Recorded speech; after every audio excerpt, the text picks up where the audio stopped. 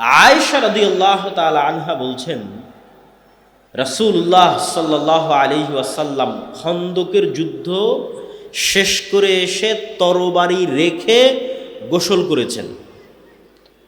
জিব্রাইল আলাইহিস সালাতু ওয়াসসালাম এসে মুহাম্মদ সাল্লাল্লাহু আলাইহি ওয়াসাল্লামকে বলছে, ওয়াজাআতাস সিলাহ, আপনি আপনার অস্ত্র রেখে দিয়েছেন, আমরা তো অস্ত্র রাখিনি। তোমরা অস্ত্র রাখুনি মানে? খন্দকের যুদ্ধে মক্কা সহ সমগ্র আরবের অসংখ্য গোত্র একত্রিত হয়ে 10,000 বাহিনী মিলে পুরো মদিনা ঘিরে ফেলেছিল। মদিনার পতন ঘটাতে হবে।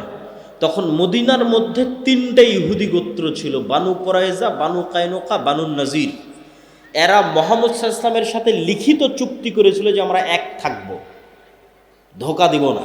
কিন্তু খন্দকের যুদ্ধের সময় এই 3 ইহুদি গোত্র গাদ্দারি করেছে, মুনাফিকি। তো জিব্রাইল বলছে, যুদ্ধ তো মক্কার মুশরিকদের সাথে শেষ হয়েছে, গাদ্দারদের সাথে তো এখনো শেষ হয়নি। মদিনার মধ্যে এখনো গাদ্দার আছে। এই সমস্ত গাদ্দারদের মদিনা থেকে বের করতে হবে, তারপরে যুদ্ধ শেষ হবে। আপনি বের হন তাড়াতাড়ি। তো মুহাম্মদ সাল্লাল্লাহু আলাইহি ওয়াসাল্লাম সাহাবীদেরকেও বের হওয়ার আদেশ দিলেন। এবার আনাস রাদিয়াল্লাহু তাআলা আনহু বলছেন, আমরা মুহাম্মদ সাল্লাল্লাহু আলাইহি ওয়াসাল্লামের সাথে, মনে করেন সোনাইমুড়ি বাজার, এই সোনাইমুড়ি এলাকা, এখানে আমরা অভিযান পরিচালনা করার জন্য আসতেছি। তো এখানে অভিযান পরিচালনা করতে এসে আগেই আমার গাড়ির আগেই আর 10টা মোটরসাইকেল যাচ্ছে। তো মোটরসাইকেল যাওয়ার ধুলা উঠতেছে। তো আনাস রাদিয়াল্লাহু তাআলা আনহু বলতেছেন, আমরা বানু কুরাইজা, বানু কায়নুকা, বানু নজির গোত্রের দিকে অভিযান পরিচালনা করার জন্য আল্লাহর নবীর সাথে যাচ্ছি। তো আমাদের আগে আগে জিব্রাইলের বাহিনীর, ঘোড় সওয়ার বাহিনীর ঘোড়ার পদধূলিতে ধুলা উঠতেছে। আল্লাহু আকবার। তো ওরা স্বচক্ষে ফেরেশতাদের উপস্থিতি দেখেছে যে জিব্রাইল আলাইহিস সালাতু ওয়াস সালাম তার সেনাবাহিনী নিয়ে মুহাম্মদ সাল্লাল্লাহু আলাইহি ওয়াসাল্লামের আগে আগে ইহুদিদের অলিগলিতে ঢুকতেছেন। তো জিব্রাইলের বাহিনীর ঘোড়ার পায়ের আঘাতে উড়ন্ত ধুলা তারা দেখতেছেন। তো এবার খালিদ বিন ওয়ালিদ যখন পারস্য আর রোমান সাম্রাজ্যের সাথে যুদ্ধ করতে যাবে, তখন খালিদ বিন ওয়ালিদ দুনিয়াবী শক্তির উপর ভরসা করে যুদ্ধ করবে না আল্লাহর শক্তির উপর ভরসা করে যুদ্ধ করবে? ও তো আল্লাহর শক্তি স্বচক্ষে দেখেছে। তো ঈমান বিল গায়েব নাই। ঈমান বিল গায়েব মুসলমানদের দুর্বল হয়ে গেছে আজকের যুগে। যদিও এর উল্টাটা হওয়া উচিত ছিল আমার ধারণা অনুযায়ী। আমার এই কথার সাথে কেউ দুমত করতে পারে। আমার কেন জানি মনে হয় যে আজকের সায়েন্স অ্যান্ড টেকনোলজির মাধ্যমে আল্লাহ গায়েবের পর্দা উন্মোচন করে দিচ্ছে। গায়েবের যে পর্দা ছিল, এই পর্দা ধীরে ধীরে উন্মোচন হতে হতে হতে হতে হতে হতে হতে একদম শেষ গায়েবের পর্দা, জীবিতকে মৃত করা, ওটাও আল্লাহ উন্মোচন করে দিবেন দাজ্জালের হাত দিয়ে।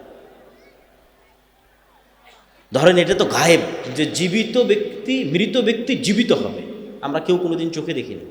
কেউ দেখেছেন মৃত ব্যক্তিকে জীবিত হতে? দেখেছেন? এটা গায়েব।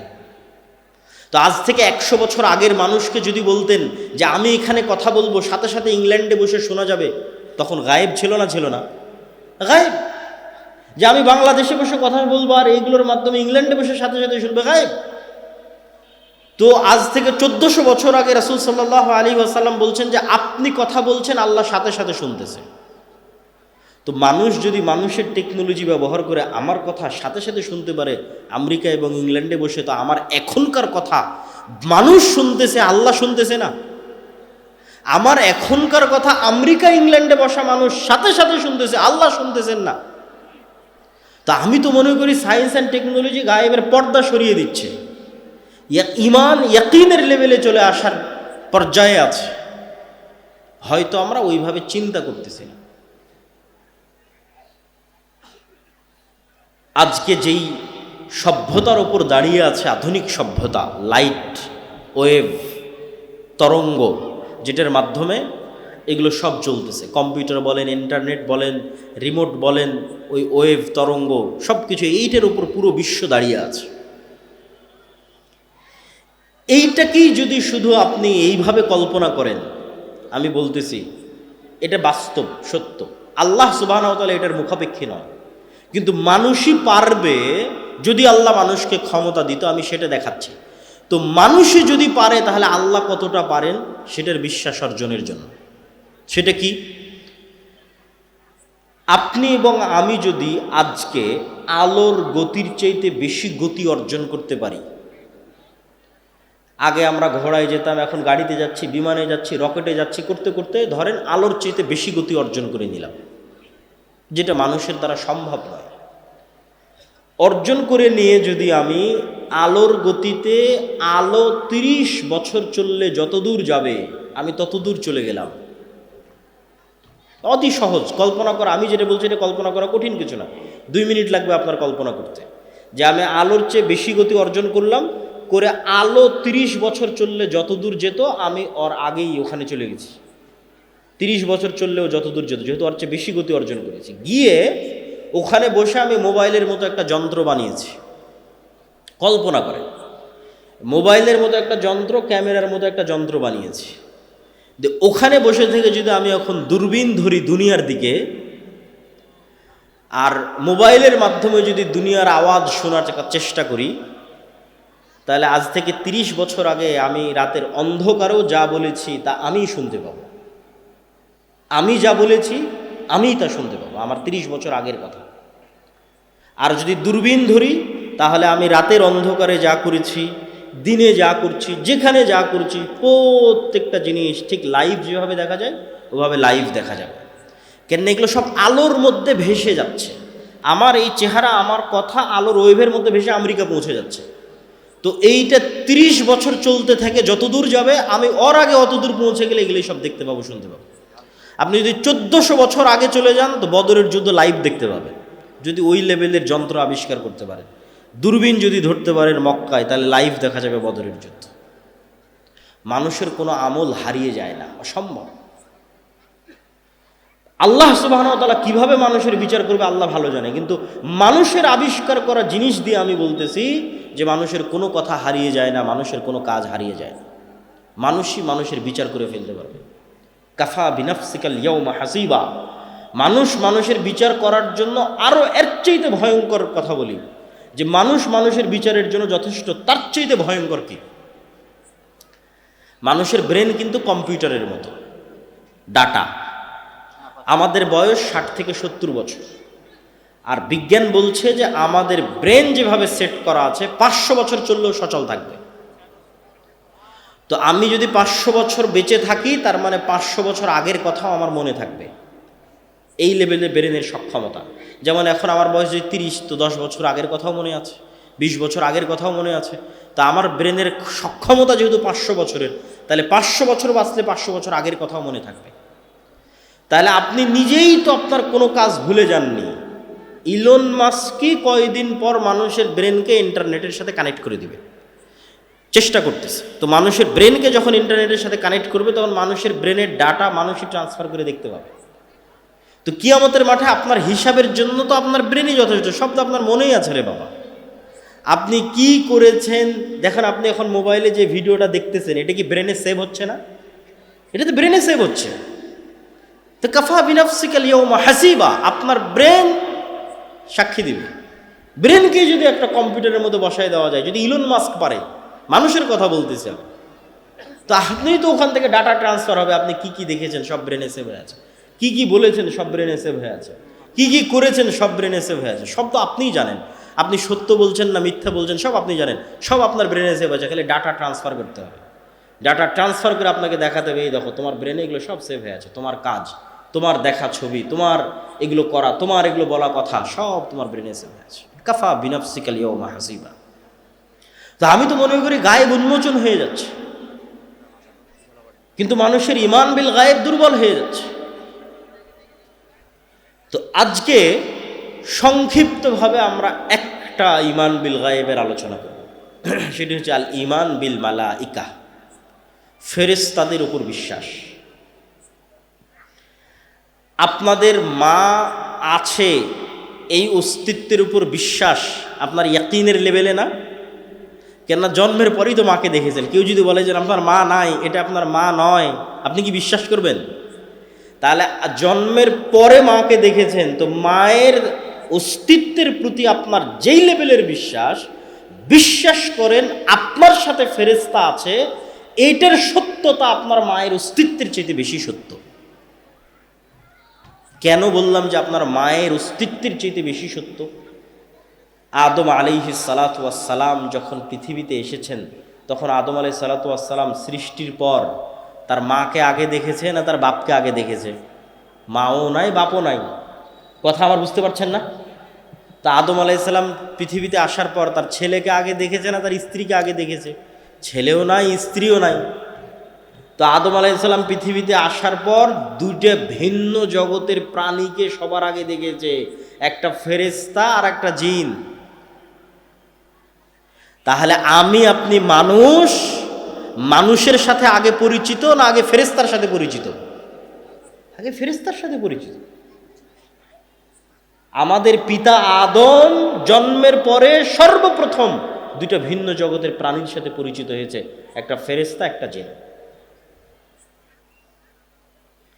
এই জন্য বললাম যে আপনার মায়ের অস্তিত্বের চেয়ে বেশি সত্য। কেন প্রথম যখন পৃথিবীতে আমরা এসেছি তখন না মায়ের সাথে পরিচিত হয়েছি, না ছেলের সাথে পরিচিত হয়েছি, না স্ত্রীর সাথে পরিচিত হয়েছি ফেরেশতার সাথে, পরিচিত হয়েছি জিন শয়তান ইবলিসের সাথে। তো ফেরেশতা কিসের তৈরি বলেন তো? কিসের তৈরি? নূরের তৈরি। নূর কি? নূর এক প্রকারের আলো, এই আলো নয়, কিন্তু এক প্রকারের আলো, এই আলো নয়। সূর্যের আলো, লাইটের আলো, এই আলো নয়। ডান দিকের ভাইদেরকে কিন্তু আমরা এখনো বসাতে পারিনি। তো স্বেচ্ছাসেবক ভাইয়েরা বা দায়িত্বশীল ভাইয়েরা কোথায়? আমার বক্তব্য শেষ হতে হতে সবাইকে বসতে হবে মেহমান আসার আগে আগে। তো আপনাদের বসার ব্যবস্থা কিভাবে করা যায়? আউড় হোক অথবা কাপড় হোক, আপনারা এই যে এই দিকটা এখনো হয়নি, এই দিকটা অনেকক্ষণ থেকে ওনারা দাঁড়িয়ে আছে, বসার ব্যবস্থা পাচ্ছেন না ওনারা। তো আবার একটু বলেন যে ফেরেশতারা কিসের তৈরি? নূরের তৈরি। এখন নূর যে পৃথিবীতে আছে এটারই যদি বিশ্বাস না থাকে তাহলে ফেরেশতার উপর বিশ্বাস থাকবে কি করে? রাসূলুল্লাহ সাল্লাল্লাহু আলাইহি ওয়াসাল্লাম বলছেন, আল্লাহুম্মা জাআল ফি কলবি নূরা, হে আল্লাহ আমার অন্তরে নূর তৈরি করে দেন। ওয়াফি সামঈ নূরা, আমার কানে নূর তৈরি করে দেন। ওয়াফি বাসরি নূরা, আমার চোখে নূর তৈরি করে দেন। এখন আপনাকে আমি কি দিয়ে বুঝাবো নূর কি? কিন্তু উদাহরণ দিয়ে যতটুকু বুঝানো যায়, যতটুকু ঈমান বিল গায়েবকে ইয়াকিনের পর্যায়ে নেওয়া যায়, সেটাই আজকের বক্তব্যের চেষ্টা। তো আপনি যখন যুবক ছিলেন তখন আপনার চোখের পাওয়ার কম ছিল কি বেশি ছিল বুঝেননি। এখন যখন আস্তে আস্তে আবঝা দেখা শুরু করেছেন তখন বুঝতেছেন না আমার চোখের পাওয়ার তো কমতেছে, চশমা লাগাতে হবে। তাহলে চোখে পাওয়ার বলে কিছু আছে যেটা কমে এবং বাড়ে। তো আপনার চোখের পাওয়ারের অস্তিত্বটা যেমন, আপনার চোখে নূর তৈরি হওয়া তেমন। আপনি কানে শোনেন, আস্তে আস্তে কানে শোনা কমে যাচ্ছে, মেশিন লাগাতে হচ্ছে কানে শোনার জন্য। তো কানের শ্রবণের পাওয়ার যেমন, এই লেভেলের সত্য হচ্ছে কানে নূর তৈরি হওয়া। এটা সত্য, এটা অস্তিত্বশীল, এটা বাস্তব। ঠিক কালবে হৃদয়ে নূর তৈরি হওয়া, যে হৃদয়ে নূর নাই ওটা মৃত হৃদয়, মারা গেছে, আলো নাই, মৃত্যুবরণ করেছে। আর যে হৃদয়ে নূর আছে ওটা জীবিত হৃদয়। তো নূরের অস্তিত্ব আরো বাস্তব করার জন্য রাসূলুল্লাহ সাল্লাল্লাহু আলাইহি ওয়াসাল্লাম বলছেন যে সমগ্র পৃথিবী থেকে আর আল্লাহ থেকে, আল্লাহ এবং পৃথিবী এই দুটার মধ্যে পর্দা হচ্ছে আল্লাহর চেহারার পর্দা হচ্ছে নূর। লাউ কাশাফাহু, আল্লাহ যদি এই নূর সরিয়ে নিতেন তাহলে আল্লাহর চেহারার তাজাল্লিতে আসমান এবং জমিন জ্বলে পুড়ে ছারখার হয়ে যেত। তাহলে নূর অস্তিত্বশীল, যেটা আল্লাহ এবং সৃষ্টিজীবের মধ্যে আড় করে রেখেছে, এবং সমগ্র আসমান এবং জমিনের যত আলো আছে এই সমস্ত আলো একটাও নিজে থেকে অস্তিত্বশীল নয়। এদের সবগুলোর আলো আল্লাহ সুবহানাহু তাআলার নূরের প্রভাবে তারা এই আলোগুলো পেয়েছে।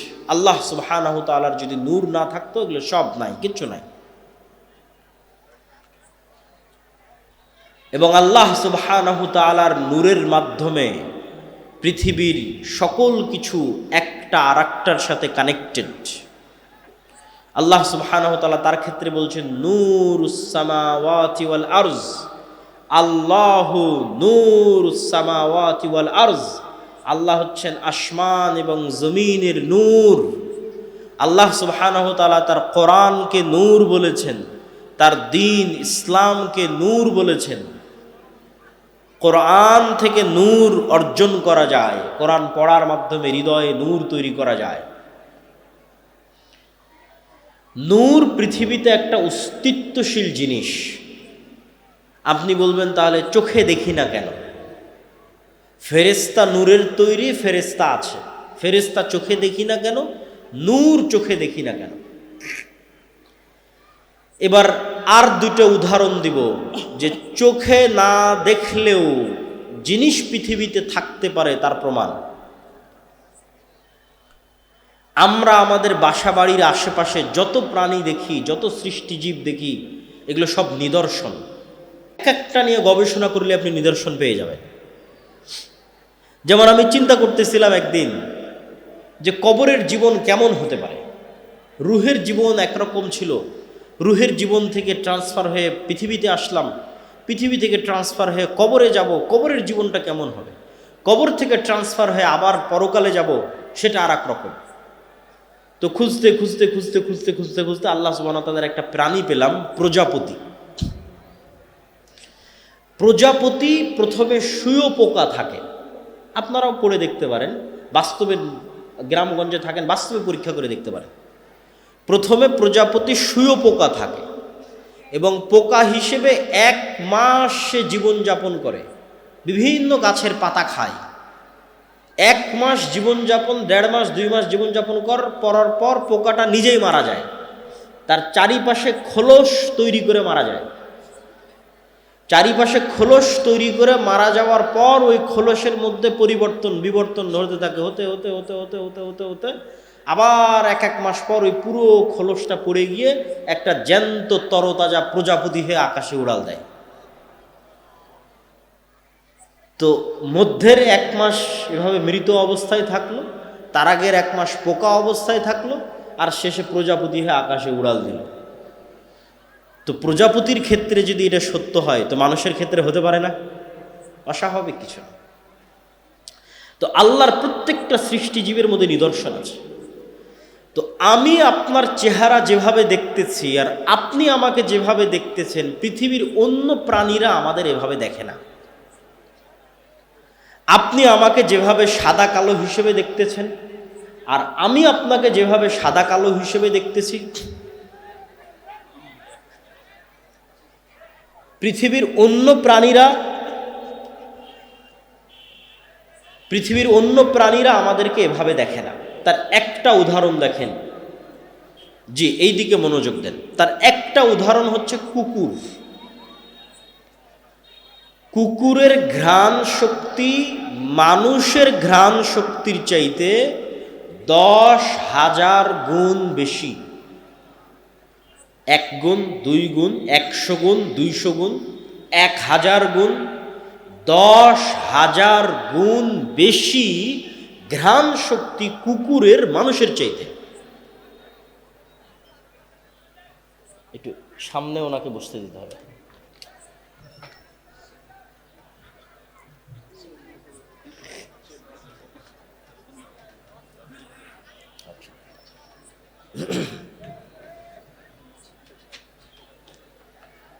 আমরা সবাই একটু, যেহেতু মেহমান চলে এসেছে, আমরা সবাই একটু শান্তভাবে বসে পড়ি। পিছনে যারা আছেন দয়া করে তারাও বসে পড়েন, হাতের ডানে যারা আছেন তারাও বসে পড়েন। আমি আমার বক্তব্য দীর্ঘায়িত করব না, উনি বক্তব্য দিবেন, আবার সেটার অনুবাদ করব, তারপরে শায়েখ আব্দুর রাজ্জাক বিন ইউসুফ আসবেন, উনিও আপনাদের সামনে বক্তব্য দিবেন। তারপর ওই যে পিছনে আরও বসার ব্যবস্থা করে দিতে বলেন, আমার মনে হয় বসার ব্যবস্থা পাচ্ছে না লোকজন। জি, সম্মানিত উপস্থিতি, ভাই সমস্যা নাই, ওরা বসে যাবে। ভাই ক্যামেরাম্যান যারা আছেন আপনারা বারবার না উঠে একবারই সেট আপ করে বসে পড়েন, আপনারা লোকজনকে ডিস্টার্ব দিয়েন না। সম্মানিত উপস্থিতি, তো আপনার কুকুরকে আপনি মনে করছেন যে কুকুর আপনাকে দেখে ঘেউ ঘেউ করছে, তোমরা আপনার চেহারা দেখে চিনে। জি না, আমি আপনার চেহারা দেখে চিনি যে আপনি মোটা পাতলা, এতটুকু লম্বা, আপনার মুখে দাঁড়িয়ে আছে, আপনি সাদা, আপনি কালো, এটা আমি চিনি। কেন ওই পর্যন্ত আল্লাহ আমাকে দেখার শক্তি দিয়েছে, কুকুর ওইটা দেখে চিনে না, কেন ওইভাবে ও দেখেই না, ওইভাবে দেখার ক্ষমতাই আল্লাহ তাকে দেয় না। সে আপনাকে চিনে ঘ্রাণ দিয়ে, ঘ্রাণ দিয়ে চিনে ফেলে। তো পৃথিবীতে এমনও লেভেলের ঘ্রাণ আছে, 10,000 গুণ সূক্ষ্ম লেভেলের ঘ্রাণ আছে। যেমন এই মাইকটাতে যদি আমি 1000 বার টানি, কোনো ঘ্রাণই আমার নাকে আসবে না। তাহলে আমি যদি বলি এই মাইকের কোনো ঘ্রাণ নাই, মিথ্যা কথা, যে মাইকের কোনো ঘ্রাণ নাই। আমার জামা যদি আমার নাকে 1000 বার টানে কোনো ঘ্রাণ না আসে, আমি যদি বলি জামার কোনো ঘ্রাণ নাই, মিথ্যা কথা। এই জামাটা কুকুরের নাকে দেন, এই জামার ঘ্রাণ আছে, ও নিতে পারবে, আমি নিতে পারতেছি। তো পৃথিবীতে 10,000 লেভেলের সূক্ষ্ম গুণের ঘ্রাণ আছে, বাস্তবে অস্তিত্বশীল। মানুষ বুঝতে পারে না যার ঘ্রাণ আছে কিনা। শুধু কি মানুষ বুঝতে পারে না, মানুষের তৈরি করা কোনো মেশিনও বুঝতে পারে না যার ঘ্রাণ আছে কিনা। মানে মানুষ কুকুরের লেভেলের ঘ্রাণ নিতে পারবে, এই লেভেলের কোনো মেশিন আবিষ্কার করতে পারেনি। তাহলে এখন মানুষ যদি বলে যে না এটার কোনো ঘ্রাণ নাই, কেননা মানুষ নিতে পারতেছে না, মানুষের যন্ত্র নিতে পারতেছে না, তো আল্লাহর সৃষ্টিজীব তো আছে, নিতে পারতেছে। এরকম আওয়াজের ক্ষেত্রে কি রে, কবরের আওয়াজ তো শুনতে পাই না, কবরের আওয়াজ শুনতে পাচ্ছেন না, মানে কবরের আওয়াজ হচ্ছে না, কবরের আযাবের আওয়াজ হচ্ছে না। যেই লেভেলের সূক্ষ্ম আওয়াজ, কবরের আযাবের আওয়াজ, ওটা শোনার সক্ষমতা পৃথিবীর কোনো মানুষের না থাকলেও, পৃথিবীর তৈরি করা কোনো যন্ত্রের না থাকলেও আল্লাহর সৃষ্টিজীবের আছে। আল্লাহর সৃষ্টিজীব শুনতে পায়, প্রভাব দেখতে পাবেন শুনতে পাওয়ার। হাতির আওয়াজ শ্রবণের ক্ষমতা মানুষের চেয়ে কয়েক হাজার গুণ সূক্ষ্ম। ভূমিকম্প হওয়ার আগেই হাতি শুনতে পায় যে হ্যাঁ নিচে কম্পন শুরু হয়েছে, আওয়াজ শুনতে পায়। আপনি শুনতে পাবেন না সে আওয়াজ, তো শুনতে পাচ্ছেন না মানে নাই। আপনি যখন রিমোট অন করেন, ওর মধ্যে থেকে আলো বের হয়ে এসিতে গিয়ে লাগে, তা আপনি তো চোখে দেখেন না যে কোত্থেকে আলো বের হলো, কোথায় গিয়ে লাগে। এসি তো ঠিকই বন্ধ হয়ে গেছে, এসি তো ঠিকই অন হয়ে যাচ্ছে। হ্যাঁ, ওই আলো বিজ্ঞান ধরতে পারতেছে, কিন্তু আপনি চোখে দেখতে পাচ্ছেন না। ওই একই কথা রাসূল সাল্লাল্লাহু আলাইহি ওয়াসাল্লাম বলতেছে যে জিন এবং শয়তানের আলো অন কাইন্ড অফ লাইট, এমন এক প্রকারের আলো যেটা তোমরা দেখো না, কিন্তু কুকুর ঠিকই দেখে। ও যখন আজান হয় দেখে, তখন চিৎকার করে, ও দেখতে পায়। আর ঠিক নূর, ফেরেশতা যে নূরের তৈরি, এটা পৃথিবীতে আছে, অস্তিত্বশীল, ওয়ান কাইন্ড অফ লাইট, এক প্রকারের আলো যেটা তোমরা দেখো না, কিন্তু আল্লাহর তৈরি মোরগ সৃষ্টিজীব ঠিকই দেখতে পায়। ফজরে যখন ফেরেশতারা উঠানামা করে, তখন ঠিকই মোরগ চিৎকার করে। সম্মানিত উপস্থিতি, তো আমি প্রমাণ করছিলাম নূরের অস্তিত্ব পৃথিবীতে আছে। এবার দুই একটা হাদিস বলে আমার বক্তব্য শেষ করব। বদর এবং উহুদের যুদ্ধের দুই একটা ঘটনা। আব্দুর রহমান বিন আউফ রাদিয়াল্লাহু তাআলা আনহু বলছে, আল্লাহর নবী, আমার দুই পাশে সাদা পোশাকধারী দুই ব্যক্তি খুব ভয়ঙ্করভাবে যুদ্ধ করতেছিল, যাদেরকে আমি মদিনায় কোনোদিন দেখিনি। রাসূল সাল্লাল্লাহু আলাইহি ওয়াসাল্লাম বললেন, এরা দুইজন ছিল জিবরাইল আর মিকাইল। বলেন আল্লাহু আকবার। এক সাহাবী বলতেছে, রাসূল সাল্লাল্লাহু আলাইহি ওয়াসাল্লাম, আমি একজন মুশরিকের পিছনে ধাওয়া করলাম, তাকে আহত করার জন্য, আঘাত করার জন্য। আমার আঘাতের আগে সে উল্টে পড়ে আছে এবং তার ক্ষত স্থান থেকে রক্ত বের হচ্ছে। রাসূল সাল্লাল্লাহু আলাইহি ওয়াসাল্লাম বললেন, এটা তৃতীয় আসমান থেকে আসা ফেরেশতা ছিল। এগুলো ঘটনার অভাব নাই। উহুদের যুদ্ধে হানজালা রাদিয়াল্লাহু তাআলা আনহু মারা গেছে, সাহাবীরা বলছে তাকে গোসল দিতে হবে। আল্লাহর নবী বলছে তাকে ফেরেশতারা অলরেডি গোসল দিয়ে দিয়েছে। মুআজ রাদিয়াল্লাহু তাআলা আনহু, সাদ বিন মুআজ, তার জানাজা 70,000 ফেরেশতা অংশগ্রহণ করেছে, রাসূল সাল্লাল্লাহু আলাইহি ওয়াসাল্লাম বলছেন। জাবের রাদিয়াল্লাহু তাআলা আনহুকে রাসূল সাল্লাল্লাহু আলাইহি ওয়াসাল্লাম বলছেন, তোমার পিতার জানাজা ফেরেশতারা ছায়া দিয়ে আছে। এরকম একদিন মজলিসে, আমি শুধু সংক্ষেপে বলে যাচ্ছি, এরকম একদিন মজলিস হযরত বসে আছে, একজন ব্যক্তি আসলো, কেউ তাকে চেনে না, অথচ মদিনা এখনও কত ছোট শহর, তখন মাত্র 700-1000 মানুষের শহর, সবাই সবাইকে চেনে। আর বিমানের সফর নয়, কত দূরের সফর। বলছে ইসলাম কি, ইমান কি, হিসান কি, সব উত্তর দিয়ে যখন ফেরত চলে গেল, আল্লাহ নবী বলল, জানো কে এসেছিল? জিব্রাইল এসেছিল। আজকে আমার ঘরে জিব্রাইল আসেনি কেন? ঘরে ছবি আছে, ছবি সরাও, জিব্রাইল আসবে। জিব্রাইল আমাকে বারবার মেসওয়াক করতে বলছে কেন? মুখে গন্ধ আছে। বলছে তোমরা পেঁয়াজ রসুন খেয়ে মসজিদে আসিও না কেন? ফেরেশতাদের কষ্ট হয়। কতটা কানেক্টিং! ফেরেশতাদের অস্তিত্ব সাহাবীদের জীবনের সাথে, রাসূল সাল্লাল্লাহু আলাইহি ওয়াসাল্লামের জীবনের সাথে কতটা কানেক্টেড। আর আপনি এবার বুকে হাত দিয়ে জিজ্ঞেস করেন, আপনি বিশ্বাসই করেন না ফেরেশতা আছে। এমনি মুখে বলেছেন আল্লাহর উপর ঈমান আছে, ফেরেশতার উপর ঈমান আছে। এবার খালিদ বিন ওয়ালিদের ঈমানের লেভেল দেখেন, ওমর ইবনুল খাত্তাবের ঈমানের লেভেল দেখেন। ওরা তো স্বচক্ষে দেখছে যে যুদ্ধের মাঠে ফেরেশতা যুদ্ধ করতেছে, বদর, উহুদ, খন্দক, হুনাইন যুদ্ধ করতেছে ফেরেশতা। ফেরেশতার যুদ্ধের ধুলা উঠতেছে, ফেরেশতারা আসতে রাসূল সাল্লাল্লাহু আলাইহি ওয়াসাল্লামের সাথে কথা বলতেছে। কত ঘটনা নেবেন আপনি ফেরেশতা সাল্লাল্লাহু আলাইহি ওয়াসাল্লামের জীবনের, অসংখ্য, অগণিত। সম্মানিত উপস্থিতি, ফেরেশতা এবং শয়তানের অস্তিত্ব পরস্পর বিপরীত। আপনি ফেরেশতাদের সাথে বন্ধুত্ব করছেন না শয়তানের সাথে বন্ধুত্ব করছেন, আপনার উপর। আর আপনি যদি বলেন যে আমার ঈমান এত দুর্বল, তারপরও যদি কোনো উপায় থাকে ফেরেশতাদের অস্তিত্ব বুঝার, তা একটা উপায় আপনাকে দিয়ে যাই, আজকেই পরীক্ষা করতে পারেন যে এই পৃথিবীতে আল্লাহর ফেরেশতা আছে, এখানেও ফেরেশতারা বসে আছে। আপনার মায়ের অস্তিত্বের চাইতে সত্য যে আপনার সাথে ফেরেশতা আছে, আপনার পিতা এবং আপনার সন্তানের অস্তিত্বের চাইতে সত্য যে আপনার সাথে ফেরেশতা আছে, এখানেও বসে আছে এবং তারা থাকে। একটা এক্সপেরিমেন্ট, একটা পরীক্ষা। ঠিক যদি বিমানের টিকিট থাকে, ট্রেনের টিকিট থাকে, তখন যেমন নিয়ত থাকে যে বিমানের টিকিট ধরতে হবে, ট্রেন ধরতে হবে, সকালবেলা পরীক্ষা থাকলে যেমন নিয়ত থাকে, ওই লেভেলের একদিন নিয়ত করবেন যে কাল সকালে ফজরে আমাকে উঠতে হবে সালাতের জন্য। আর দুনিয়ার কোনো মানুষকে বলার দরকার নাই যে আমাকে ঘুম থেকে উঠে দিও, ফোনেও অ্যালার্ম দেওয়ার দরকার নাই যে আমাকে ঘুম থেকে উঠে দিও। কেন বলবেন মানুষকে? কেন দিবেন ফোনে অ্যালার্ম? আল্লাহর ফেরেশতা তো পৃথিবীতে আছে। আমার কথা বুঝতে পারেননি মনে হয়? আপনি বিশ্বাস কেন করতে পারছেন না যে ফেরেশতা আছে? মানুষকে কেন বলা লাগবে? ফেরেশতারাই তো আছে আপনাকে জাগিয়ে দেওয়ার জন্য। রাসূল সাল্লাল্লাহু আলাইহি সাল্লাম বলতেছে, আপনি এইভাবে ঘুমালে আপনার মাথার পাশে একজন ফেরেশতা থাকবে ফজর পর্যন্ত, আপনার দায়িত্ব নিয়ে। আপনি মানুষকে কেন বলতে যাবেন? আপনি পরীক্ষা করেন। ফেরেশতা আপনাকে ফজরে ঘুম থেকে উঠিয়ে দেওয়ার জন্য যে কোনো রাস্তা অবলম্বন করতে পারে, সেটা যেভাবেই হোক। সেটা আপনার বাচ্চা কাদার মাধ্যমে হোক, সেটা ঝড়ের বাতাসের মাধ্যমে হোক, সেটা বিদ্যুৎ যাওয়ার মাধ্যমে হোক, সেইটা মশা কামড়ের মাধ্যমে হোক, সেটা আপনার কানের মধ্যে ডাইরেক্ট আজানের আওয়াজ ঢুকিয়ে দেওয়ার মাধ্যমে হোক, আপনাকে জাগাবে। ফেরেশতারা পৃথিবীতে আছে সবসময়, বিচলমান, কিন্তু আমাদের ঈমান বিল গায়েব নাই। মূসা আলাইহিস সালাতু ওয়াস সালামকে আল্লাহ এটাই শিখিয়েছে যে মূসা, যেই লাঠি দিয়ে তুমি গাছের পাতা পাড়তে, যেই লাঠি দিয়ে তুমি লাফ দিয়ে গর্ত পার হয়ে যেতে, তোমার ওই হাতের লাঠিকে আমি সাপ বানিয়ে দিলাম, যাও। যাতে তুমি শিখো যে দুনিয়ায় মানুষ যা দেখে এগুলোই সব নয়, এরও ঊর্ধ্বে মহাশক্তিমান আল্লাহ আছে, তার উপর ভরসা রাখতে হবে। এটা যাতে মূসা শিখে। কেননা মূসার লড়াই হবে পৃথিবীর সবচেয়ে শক্তিশালী বাদশাহ ফেরাউনের সাথে, অত্যাচারী বাদশাহ ফেরাউনের সাথে। দুনিয়াবি লজিকে এই লড়াই বিজয় অর্জন অসম্ভব।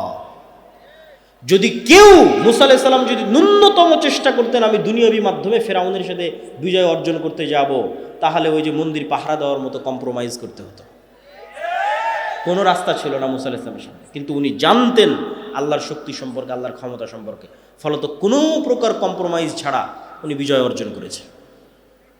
তো ঈমান বিল গায়েব যেই দিন মুসলমানদের মজবুত হয়ে যাবে, মুসলমানদের বিজয় সুনিশ্চিত। কেননা শক্তি ক্ষমতা ফেরাউনের তুলনায় মূসার যত দুর্বল ছিল, আজকের মুসলমানদের অত দুর্বল নয়। আর শক্তি ক্ষমতা আবু বকর, ওমর, ওসমানের, পারস্য রোমানের তুলনায় যত দুর্বল ছিল, আজকের মুসলমানদের অত দুর্বল নয়। দুর্বল কিসে? ঈমানই নাই আল্লাহর উপর, আল্লাহর শক্তির উপর, এটাই দুর্বল। তো আল্লাহর উপর বিশ্বাস অর্জন করতে হবে, ফেরেশতাদের উপর বিশ্বাস অর্জন করতে হবে। আগামী 6 ও 7 নভেম্বর আল জামিয়া সালাফিয়া ডাঙ্গিপাড়া পবা রাজশাহীতে সালাফি কনফারেন্স। আপনাদের এখানেও মেহমান এসেছে, তিনি তো থাকবেনই, এবং দেশ বিদেশের আরও ওলামায়ে কেরাম সেখানে উপস্থিত থাকবেন। আপনাদের সকলের উপস্থিত হওয়ার উদাত্ত আহ্বান। যাবেন তো ইনশাআল্লাহ? ইনশাআল্লাহ, আল্লাহ কবুল করুন। আর আজকে দাওয়া ইলাল্লাহর মাধ্যমে আমাদের যে বিভিন্ন মক্তবগুলো পরিচালিত হয়, সেগুলোর অধীনে এই প্রোগ্রাম আয়োজিত হয়েছে। আমি জানি না স্বেচ্ছাসেবকরা রেডি আছে কিনা, তারা যদি রেডি থাকে, তারা যদি ভিতরে যায় আপনাদের কাছে সহযোগিতার জন্য এই মুহূর্তে রেডি থাকলে আমি যাওয়ার আহ্বান করব। যদি যায় তাহলে আপনারা সর্বোচ্চ পর্যায়ের সহযোগিতা করার চেষ্টা করবেন। আলহামদুলিল্লাহ আমাদের দাওয়াইল্লাহর অধীনে প্রায় 600টা মক্তব সমগ্র বাংলাদেশে পরিচালিত হচ্ছে, যার জাতীয় মক্তব প্রতিযোগিতা এবছর টিভি চ্যানেলে আয়োজিত হবে ইনশাআল্লাহ, আল্লাহ সুবহানাহু ওয়া তাআলা যদি কবুল করে। আর যে বিষয়ে আমি আলোচনা করতেছি এবছর আল ঈমান বিল গায়ব, এই বিষয়ে বই আসতেছে, আল্লাহর পথে যাত্রা নামে সালাফি কনফারেন্সে প্রকাশিত হচ্ছে। যদি যান তাহলে আশা করি নিতে পারবেন ইনশাআল্লাহ। দলিল তো বিস্তারিত এখানে অত বলতে পারলাম না, সব ওখানে পয়েন্ট বাই পয়েন্ট বিভিন্ন দলিল দেওয়া আছে। কেন আমার অবজারভেশন হচ্ছে মুসলমানদের ঈমান বিল গায়েবই নাই, ঈমানই নাই তো কি করবে, কম্প্রোমাইজ করা ছাড়া আর কোনো রাস্তা নাই। আর যদি ঈমান থাকে কম্প্রোমাইজ করা লাগবে না, বাংলাদেশের ক্ষমতা লাগবে না, কোরআনে সারা পৃথিবীর ক্ষমতা অর্জনের রাস্তা বলে দেওয়া আছে। কিসের বাংলাদেশ? কারো যদি ঈমান বিল গায়েব অর্জন হয়ে যায় তো সারা পৃথিবীর ক্ষমতা অর্জন করতে পারবে। কেননা ওই লেভেলের বিশ্বাস চলে আসলে পারমাণবিক বম পানীয় হয়ে যেতে পারে।